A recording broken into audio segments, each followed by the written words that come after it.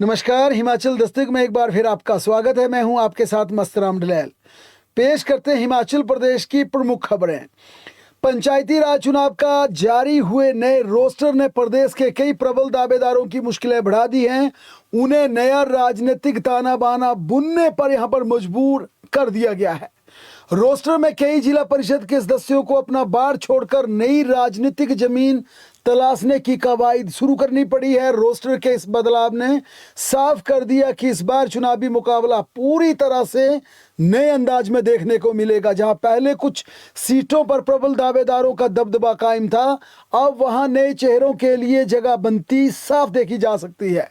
कई उम्मीदवार social media के जरिए अपने दावेदारी प्रस्तुत कर रहे हैं और लोगों का समर्थन जुटाने में लगे हैं। गांव-गांव में संभावित उम्मीदवार लोगों से संपर्क साध रहे हैं, स्थानीय मुद्दों को समझ रहे हैं और अपने समर्थन का आधार मजबूत करने में जुटे हैं। लेकिन इस बार जो नया बदलाव है, अभी तक चुनाव चिन्ह आवंटित नहीं हुए हैं, लेकिन सोशल मीडिया पर कई दावेदार ऐसे हैं जो कि अपना चुनाव चिन्ह का भी पोस्टर जारी करते हुए सोशल मीडिया पर कह रहे हैं कि क्या आप मुझे समर्थन देंगे। और ये एक नया तरीका ये भी हो सकता है कि सोशल मीडिया के माध्यम से कई उम्मीदवार प्रबल दावेदारी की अपनी जमीन पुख्ता करना चाहते हैं और जानना चाहते हैं कि क्या जनता उनके साथ है, ताकि वे नामांकन के दिन अपना पर्चा दाखिल कर सके। उधर पंचायत और नगर निकाय चुनावों की सारी तैयारियों को लेकर राज्य निर्वाचन आयोग जल्द अधिकारियों के साथ एक महत्वपूर्ण बैठक कर शेड्यूल का खाका पूरी तरह से ड्राफ्ट के तैयार करेगा। सूत्रों से मिली जानकारी के अनुसार पंचायतों और शहरी निकायों के चुनाव एक ही दिन में न करवाकर दोनों के अलग अलग शेड्यूल के तहत चुनाव करवाने की योजना तय हो चुकी है। इससे सबसे बड़ा कारण चुनावी ड्यूटी में तैनात होने वाले कर्मचारियों की बेहतर उपयोग हो सके और चुनाव करवाने में किसी तरह की दिक्कत ना आए। पंचायत व नगर निकाय चुनाव करवाने के लिए निर्धारित मापदंडों के आधार पर मतदान से 28 से 30 दिन पूर्व चुनावी घोषणा और आदर्श चुनाव आचार संहिता को लागू कर दिया जाता है। इस आधार पर माना जा रहा है कि हिमाचल प्रदेश में 20 अप्रैल के आसपास आदर्श चुनाव आचार संहिता इम्पोज हो जाएगी, लग जाएगी, और 15 अप्रैल के बाद यानी कि पूरी तरह से चुनाव आयोग का खाका अप्रूव्ड हो जाएगा, ताकि चुनावी अधिसूचना 20 अप्रैल के आसपास कर दी जाए और प्रदेश में आचार संहिता 20 अप्रैल के आसपास 2 दिन पहले 2 दिन बाद किसी भी समय लग सकती है। लेकिन इन चुनावों में प्रधानी का चुनाव लड़ने वाले तमाम प्रबल दावेदारों को जोर का झटका लग सकता है। और यह झटका इसलिए लगेगा क्योंकि पंचायत चुनावों को लेकर जिस प्रकार की सख्ती प्रदेश सरकार ने बरती है, खासकर पंचायत में अवैध कब्जों को लेकर, नशे, खासकर चिट्टा में संलिप्तता को लेकर, या फिर जिस प्रकार से कहा गया कि कोई करप्शन के मामलों में किसी ने पंचायत में गबन किया होगा, पंचायत के विकास कार्यों में हेराफेरी की होगी और संगीन आरोप होंगे, उसे पंचायत चुनाव लड़ने से वंचित कर दिया जाएगा। हालांकि ये नियम हर किसी के लिए लागू होगा, लेकिन सबसे पैनी निगाहें पंचायत के नॉमिनेशन पर रहेगी, पंचायत प्रधान पर रहेगी। और इस बार कई आपको ऐसे नामांकन देखने को मिलेंगे जो कि स्क्रूटनी के दौरान रद्द हो सकते हैं, क्योंकि पहले सिंपली तौर पर जब नॉमिनेशन किया जाता तो उसमें ये अंडरटेकिंग देनी पड़ती थी कि ना मैंने कोई ज़मीन पर अवैध कब्जा किया, ना मेरे खिलाफ कोई आपराधिक मामला है और ना ही मैंने कोई सरकार की देनदारी देनी है। लेकिन सरकार इस बार उस अंडरटेकिंग को लेकर बाकायदा डिस्कशन भी कर सकती है, स्क्रूटनी में उसे पूरी तरह से रिव्यू भी कर सकती है और दूसरे जितने भी दूसरे दावेदार वहां पर होंगे या प्रतिस्पर्धा में जो दूसरे कैंडिडेट चुनावी रण में उतरे होंगे वो इसका विरोध भी कर सकते हैं। लिहाजा पंचायत प्रधान के चुनाव पर सबसे कड़ी निगाह रहेगी।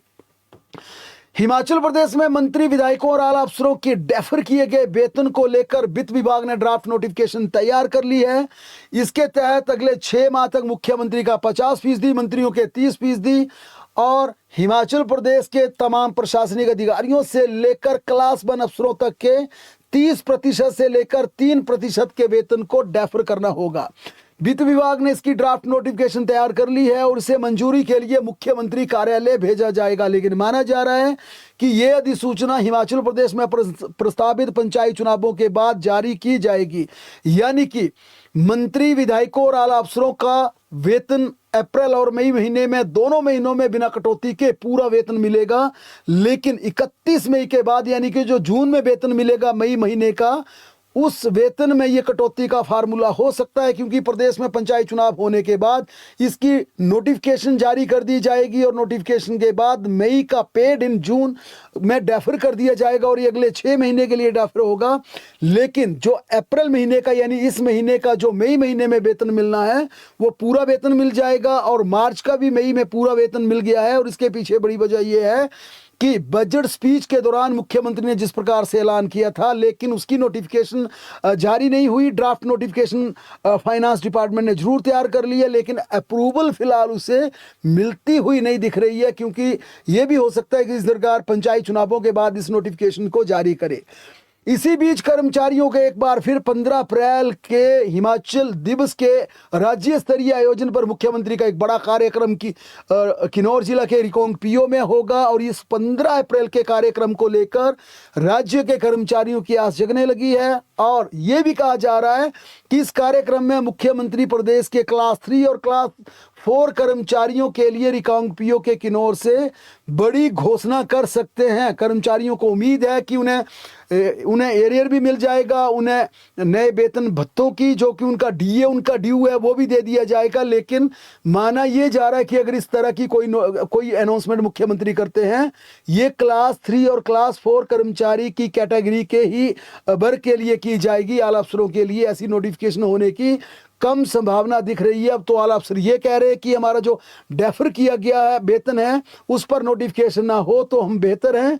यहाँ पर यानी वेतन भत्ते मिलना तो दूर, पूरा वेतन मिलता रहे तो वो एक अच्छा निर्णय होगा। लेकिन क्लास 3 और क्लास 4 कर्मचारियों के लिए जरूर कुछ ना कुछ अनाउंसमेंट की आस जगी है, और कर्मचारियों का भी मानना है कि 15 अप्रैल के दिन उन्हें कुछ ना कुछ जरूर मिलेगा।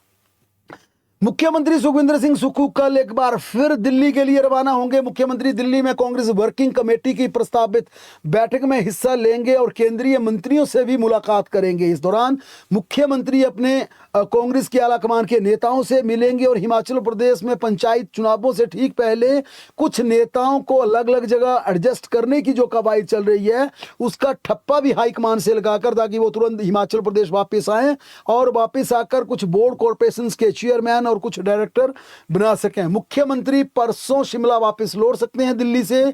इसके बाद एक दिन का उनका कुल्लू का दौरा भी होगा। फिर 14 अप्रैल को मुख्यमंत्री किन्नौर के रिकांगपिओ जाएंगे। 15 अप्रैल को वहां पर एक बड़ा कार्यक्रम होगा। वहां से वापस लौटने के बाद 1-2 दिन मुख्यमंत्री शिमला रहने के बाद 18 अप्रैल के आसपास चुनाव प्रचार के लिए पश्चिम बंगाल का रुख कर सकते हैं। उनका जो टेंटेटिव अगले 1-2 सप्ताह का शेड्यूल है वो इस प्रकार से है। हिमाचल प्रदेश हाई कोर्ट ने एक मामले की सुनवाई करते हुए कहा कि बरसों बाद वेतन वृद्धि का दावा करके पूरा एरियर नहीं दिया जाएगा कर्मचारियों को। प्रदेश हाई कोर्ट ने स्पष्ट किया कि यदि कर्मचारी अपने अधिकारों के प्रति सजग नहीं हैं और लंबे समय बाद अदालत का दरवाजा खटखटाते हैं तो वे पिछले पूरे समय का वित्तीय लाभ पाने के हकदार नहीं होंगे। न्यायाधीश जियालाल भारद्वाज की अदालत ने यह आदेश मदन लाल एवं अन्य मामलों में पारित किया है। अदालत ने पाया कि याचिकाकर्ता पिछले 15 वर्षों से केवल अव्यय वेतन दे रहे थे, लेकिन उन्होंने समय पर कानूनी उपचार नहीं मांगा। कोर्ट ने पारित आदेश में कहा कि केवल पत्र लिखने से समय की सीमा नहीं बढ़ती। कोर्ट ने यह भी कहा याचिकाकर्ता उन लोगों के साथ समानता का दावा नहीं कर सकते थे जो समय पर अदालत गए थे। जो कर्मचारी अपने हक के लिए सजग नहीं थे उन्हें केवल काल्पनिक लाभ ही दिया जा सकता है, न कि पूरा पिछला एरियर मांगने के वे हकदार है। ये बड़ा फैसला कि अगर आप सजग नहीं है, आपने तय समय पर अपने अधिकारों की पैरवी नहीं की तो आपको पिछला पूरा एरियर नहीं मिलेगा। ये हिमाचल प्रदेश हाई कोर्ट ने राज्य के कर्मचारियों को साफ साफ आज ये अपने पारित आदेश में कह दिया।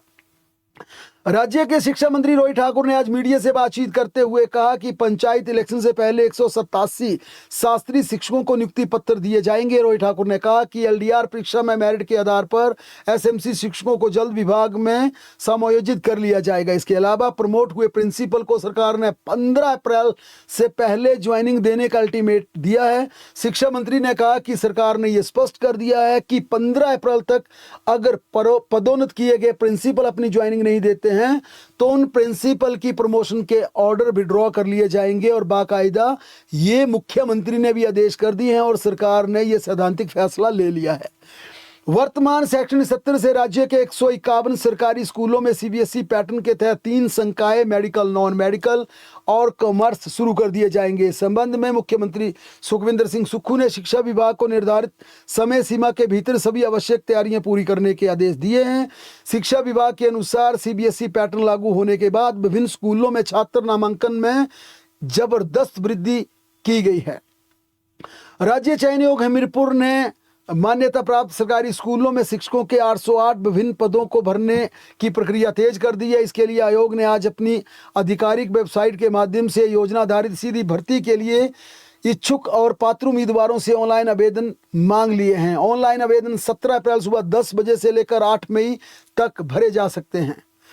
हिमाचल प्रदेश के अभयारण्य और नेशनल पार्क में प्रवेश अब महंगा हो जाएगा। राज्य सरकार ने यहां लोगों के प्रवेश और फिल्म शूटिंग की दरों में वृद्धि करने के आदेश दिए हैं। मुख्यमंत्री सुखविंदर सिंह सुक्खू की अध्यक्षता में 7 मार्च को आयोजित मंत्रिमंडल की बैठक में इस प्रस्ताव पर चर्चा की गई थी और शुल्क बढ़ाने की स्वीकृति प्रदान की गई थी। यानी अब जितने भी फॉरेस्ट डिपार्टमेंट के पार्क होंगे वहां अब जाने पर ज़्यादा पैसे चुकता करने पड़ेंगे। उन पार्क का लुत्फ लेने के लिए अब जेब ढीली करनी पड़ेगी। सराज विधानसभा क्षेत्र के बाली चौकी में आज भाजपा द्वारा प्रदेश सरकार के खिलाफ प्रदर्शन किया गया। इस दौरान नेता प्रतिपक्ष जयराम ठाकुर ने सरकार को घेरते हुए कहा कि जिस हिमकेयर ने 11 लाख से ज्यादा लोगों के इलाज के जरिए जिंदगी दी, उस हिमकेयर योजना को हिमाचल प्रदेश की सरकार बंद करने की साजिश रच रही है। उन्होंने कहा आईजीएमसी की हमने ऑडिट करवाई थी और वहां 110 से 120 करोड़ का घोटाला निकला था और अब सरकार उस घोटाले को पिछली सरकार के माथे मरना चाहती है। उन्होंने कहा ये कुछ नहीं है, सरकार सिर्फ हिमकेयर योजना को बंद करने के लिए ऐसे हथकंडे अपना रही है। चंबा मेडिकल कॉलेज में बीती रात डॉक्टर से अभद्र व्यवहार और सिक्योरिटी गार्ड्स के साथ मारपीट करने को लेकर आज सुबह आउटसोर्स कर्मचारियों ने धरना प्रदर्शन करते हुए चक्का जाम कर दिया। कैजुअलिटी वार्ड में तैनात डॉक्टर रितिका गर्ग ने पुलिस को दी शिकायत में माई का बाग निवासी रोहित गोस्वामी और अन्य लोगों ने एक मरीज की मृत्यु के बाद अस्पताल में उत्पाद मचाने के आरोप लगाए। हालांकि आरोपियों का कहना है कि चिकित्सक ने बदसलूकी की और वहां पर बेहतर उपचार नहीं दिया और अब उल्टा हेल्थ डिपार्टमेंट के अधिकारी कर्मचारी कानूनी दांव पेच खेलकर बेकसूर लोगों को फंसाने का प्रयास कर रहे हैं। प्रदेश सरकार ने पेंशन और सामान्य भविष्य निधि यानी जीपीएफ मामलों में नया बदलाव किया है। वित्त पेंशन विभाग ने सभी प्रशासनिक सचिवों और विभागाध्यक्षों को निर्देश जारी किए हैं कि अब सभी पेंशन और जीपीएफ मामलों को पूरी तरह से ऑनलाइन माध्यम से ही भेजा जाए, ऑफलाइन कंसीडर नहीं किए जाएंगे। देश के 3 राज्यों असम, केरलम और पांडिचेरी में आज विधानसभा चुनाव के लिए सिंगल फेज में वोटिंग चल रही है। कुल 296 सीटों पर मतदान हो रहा है। दोपहर तक असम में 75%, केरलम में 62% और पांडिचेरी में 72% वोटिंग दर्ज की गई। तीनों ही राज्यों में शांतिपूर्ण मतदान हुआ।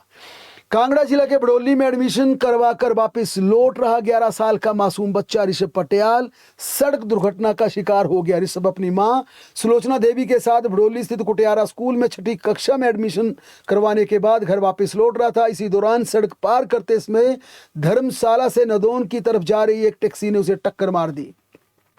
मंडी जिला के बथेरी के पास आज सुबह एक कार लगभग 100 मीटर गहरी खाई में जा गिरी। इस हादसे में हरियाणा के कार सवार 5 युवक घायल हो गए, जिसमें एक की हालत नाजुक बताई जा रही है। ये युवक मंडी में परासर झील घूमने जा रहे थे, लेकिन रास्ता भटककर कटोला की ओर चले गए।